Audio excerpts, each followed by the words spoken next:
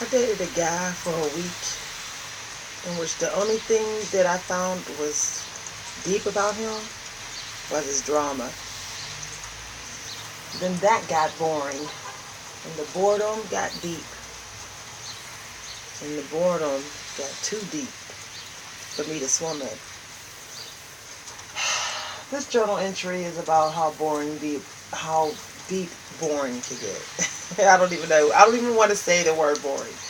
You know, when you say the word boring, it's almost like telling everybody you have no life, and nobody wants to tell anyone that they don't have a life. Because most people just pretend like they do. It just makes you look better to pretend like you have a life. I had to say that again. Just to make sure I'm not one of those people. But anyway, boredom. Man. People in relationships for many years where the communication and the affection and the time involved have dried up. And it's just, the relationship just exists like an empty bank account just so you can have it, so you can be able to feel like you're a part of society, that you're somebody in society. That's how deep boring is. Boredom will drive you to the point of just clinging on to something just so you don't feel like there is nothing going on, nothing that's occupying you, nothing that requires you to stop and put your heart and soul in.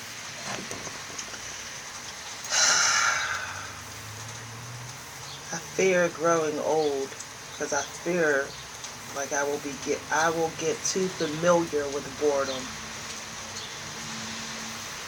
and then it'll just be like part of my day. It'll be just like getting up in the morning. I would face boredom every day as if it's natural. As natural as just going to the bathroom. As knowing that you have to go. I don't wanna have to feel like that's what my life has come down to.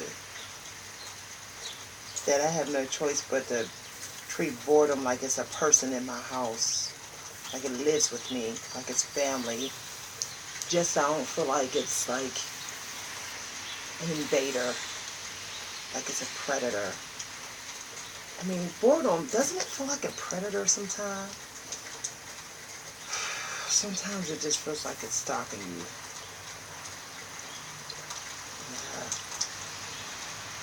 Nah, that's just sometimes.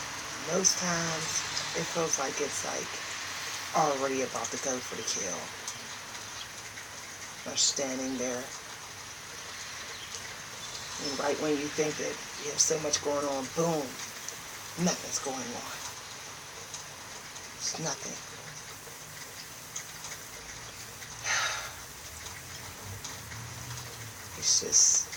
There's just emptiness. Like a house sitting there with no visitors.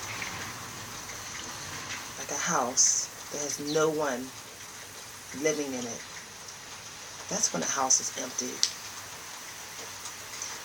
That's when your life is empty. When it becomes boring. Where nothing seems to live.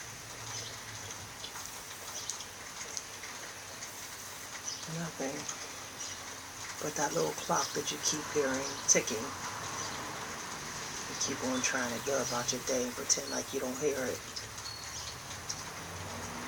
I know, because I've done it.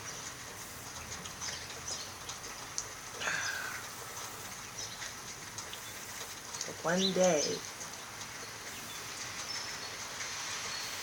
day comes, you just get tired of hearing the little clock ticking and knowing it's going to be ticking even if you're not in the room with it. And then you make a goal.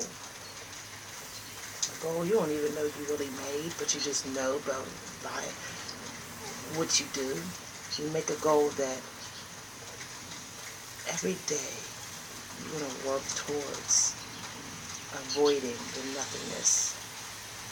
And that's that boredom. Because when it takes hold, when boredom takes over your life, you never know when it's going to let go.